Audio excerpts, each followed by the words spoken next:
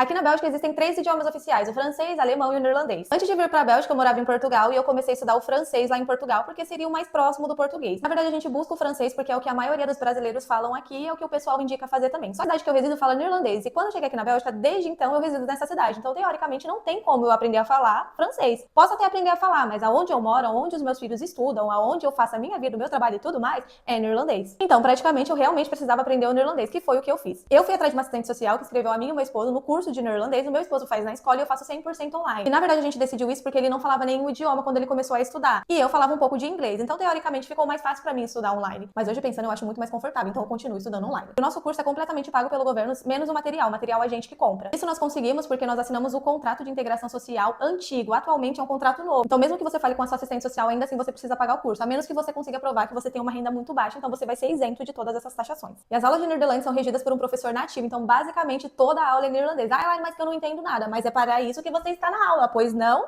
para aprender. Se for num idioma que você já sabe, por exemplo, o português, como é que você vai aprender? Então eles fazem seu cérebro triturar, mas que você vai aprender, você aprende. Mas se em algum momento você não consegue entender, eles também podem explicar um pouco em inglês e em francês. Mais que isso, eles também não falam, tá? Mas Lari, quem não fala francês ou inglês? Vamos sentar e chorar? Não desistir, porque isso não é uma opção. E esse curso tem mais ou menos uma duração de 4 meses e meio, 4 meses, e nós temos 2 aulas por semana, cada aula tem mais ou menos 3 horas e 15 minutos. E eu decidi que ia estudar o neerlandês, por mais que eu pudesse também ficar coçando a virilha na minha casa e não estudar nada, eu não quis, porque os meus filhos estão em fase escolar e eu também decidi que eu quero viver na Bélgica. Então, para isso, eu preciso de fato falar o neerlandês, falar o idioma do lugar que eu decidi residir. Por mais que seja muito difícil, porque quando você chega aqui, você tem contato com essa língua, pelo amor de Deus, quem fala o HI vai perguntar o seu nome? Que isso? Que mundo que a gente tá vivendo, Bélgica? Então, devido a isso, eu decidi que ia aprender a falar outro idioma. Mas não se esqueça, por mais que a sua cabeça fique fervendo, doendo quando você chegar na sua casa, o conhecimento ele vai te libertar. Quando você não tem conhecimento, você acaba sendo escravo e refém de situações.